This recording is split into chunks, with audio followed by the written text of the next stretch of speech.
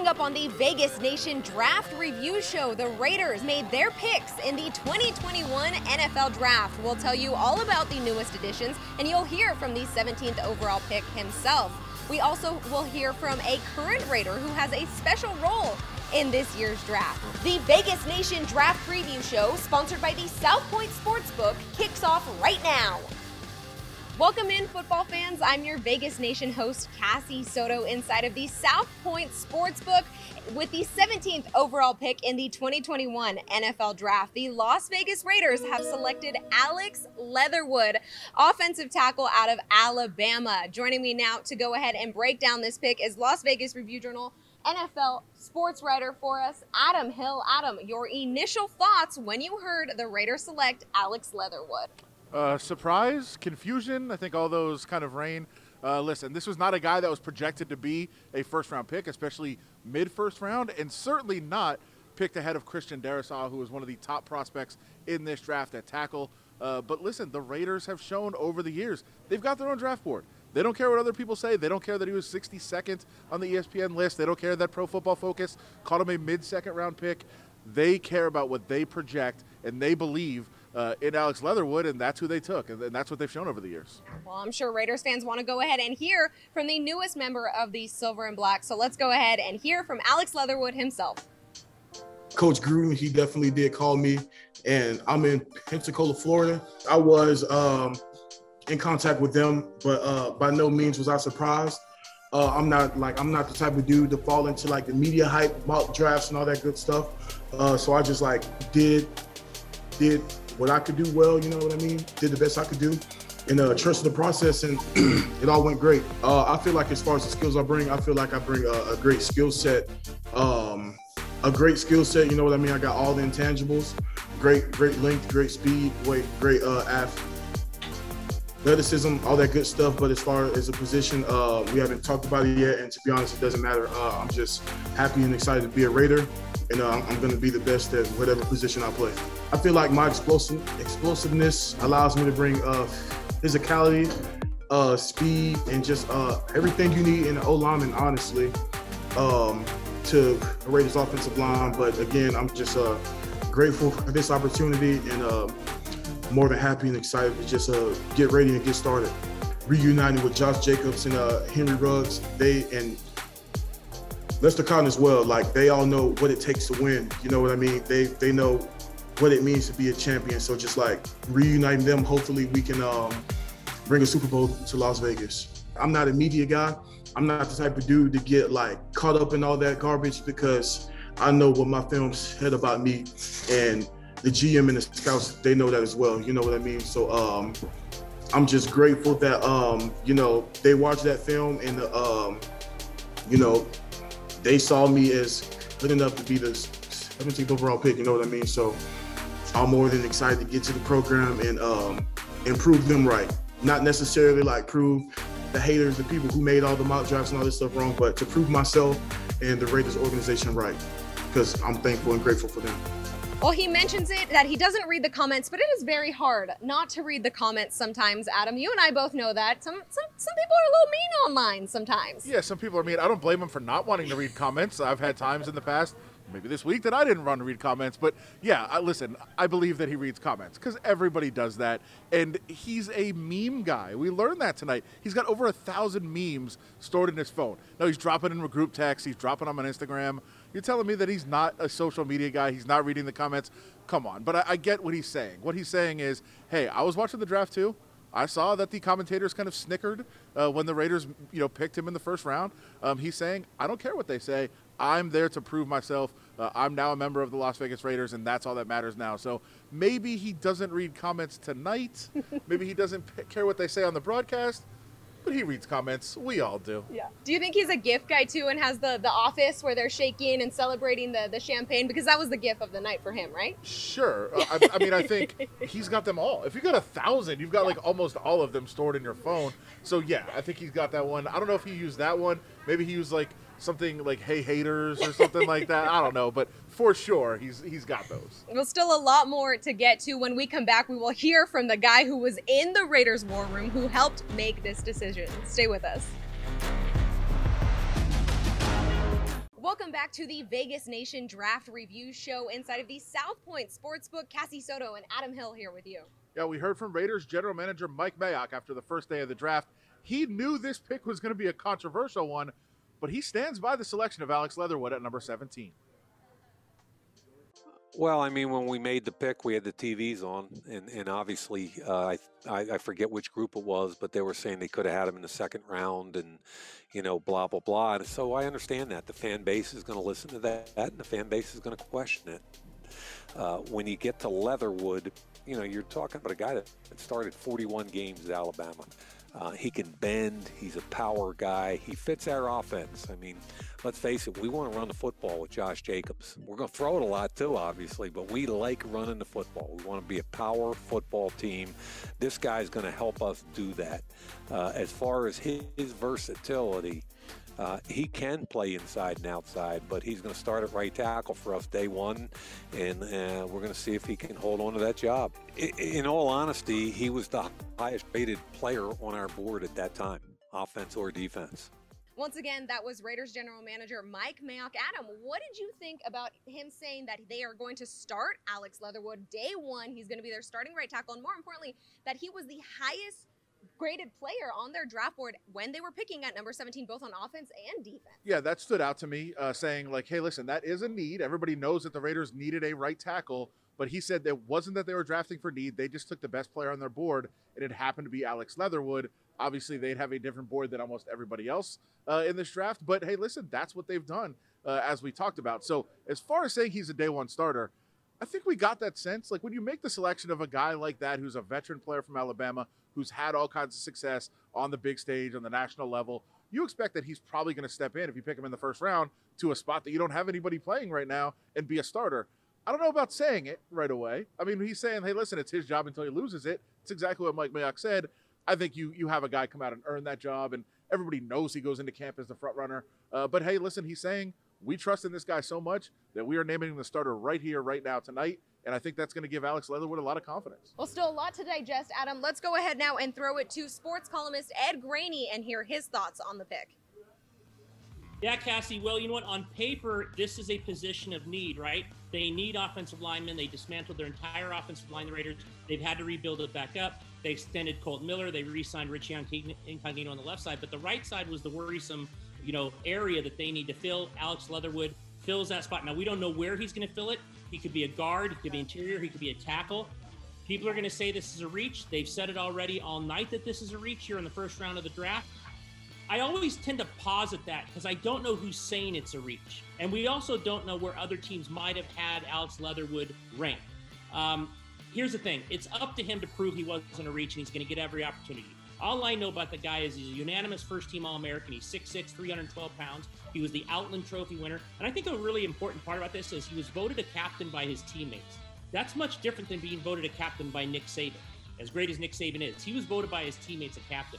So to say he's a reach, maybe because all the mock drafts suggest that, but then we have to go back to who does these mock drafts. Thank you so much, Ed. Well, Adam, we're obviously here to talk about the Raiders and their draft picks, but we have to talk about another big headline from day one of the NFL draft, and that is that Green Bay Packers quarterback Aaron Rodgers does not want to be in Green Bay anymore. Yeah, I'll take drama on draft day for 400, Alex, for sure. Listen, Aaron Rodgers came out today, said he doesn't want to play with the Packers anymore. We don't know if that's true. We know that it's true that he said it, but we don't know if it's true that he's not going to play there. He's not going to report that he's going to force a trade. The Packers tonight came out and said absolutely not. Aaron Rodgers is the quarterback. There's fences to be mended. They've got to work out the relationship, but they're not going to trade him. But it certainly cast a pall over draft day. The Denver Broncos were very much involved in the rumors that he could go to Denver. The Raiders were very much involved in the rumors because Aaron Rodgers kind of made it clear through an intermediary that the Raiders were a part of the mix. Mike Mayock said, hey, can't talk about that guy. He's under contract with another team, and that's what you expect a general manager to say. But the Broncos made a selection that was pretty interesting, taking a quarterback in Patrick Surtain. Not a lot of people thought they'd take corner. They invested a lot in the offseason. So maybe they made that pick hoping to trade him for Aaron Rodgers at some point. We don't know for sure, but certainly a lot of talk about Aaron Rodgers. All the 5 prospects, the elite prospects at quarterback, were the storyline coming in.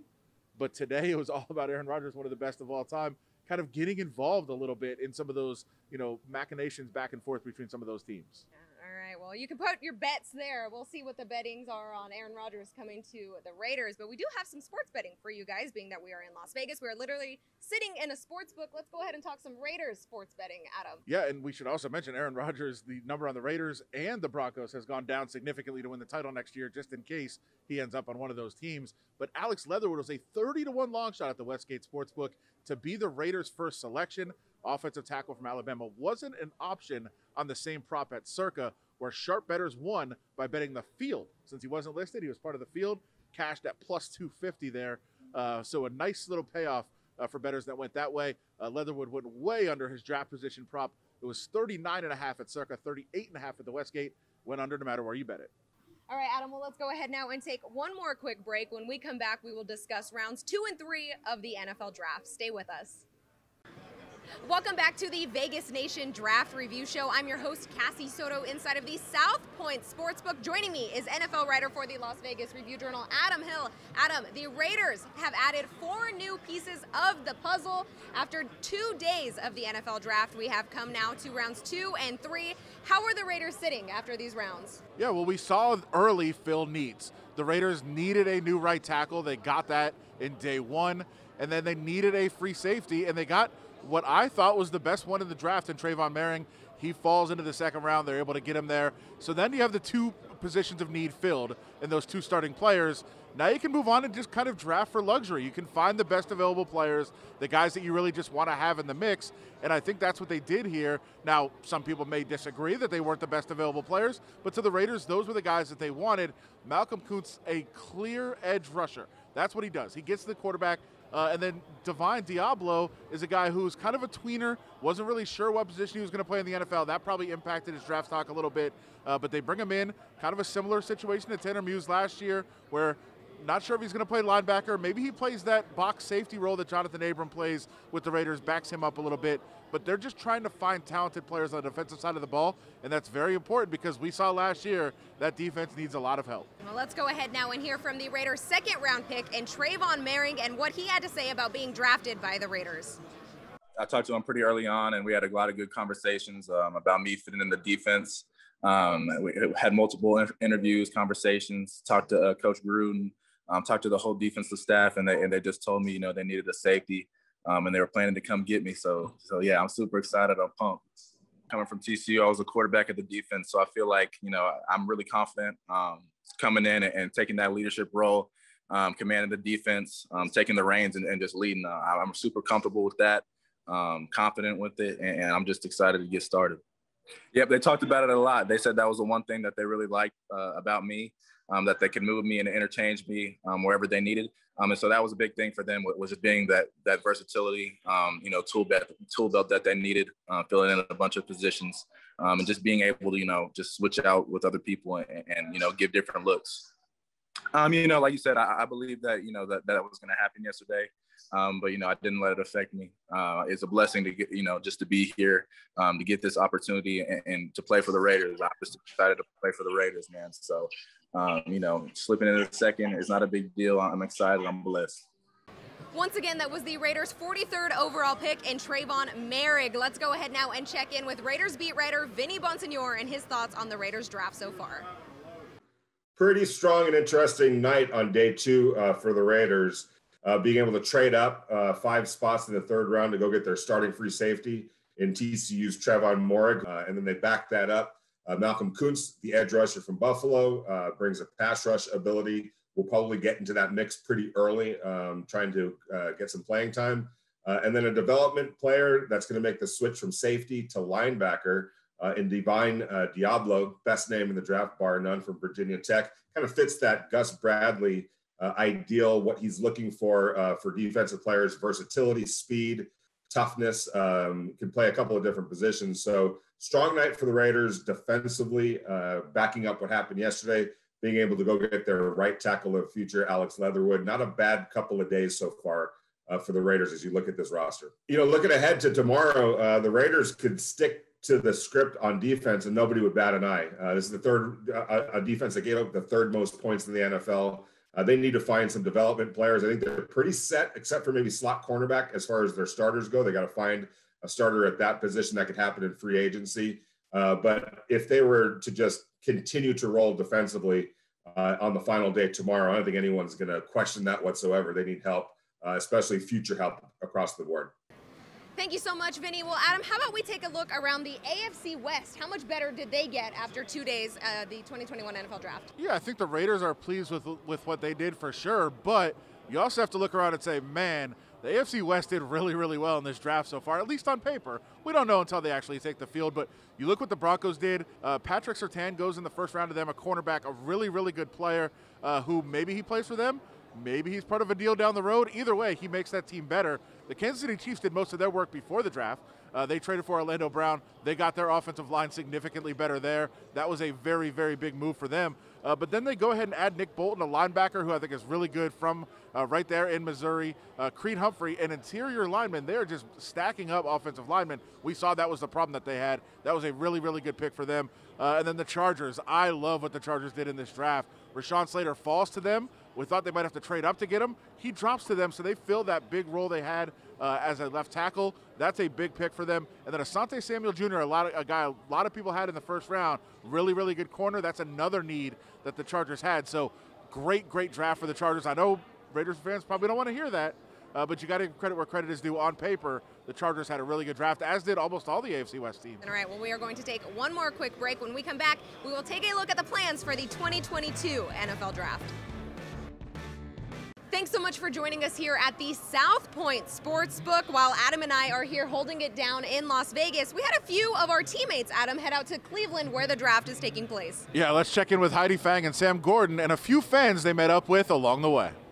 Thanks, team. We're out here in Cleveland where, as you can tell behind us, it's raining, but it's not stopped the fans from coming out to enjoy the festivities. Sam, we actually met up with some Raider fans earlier.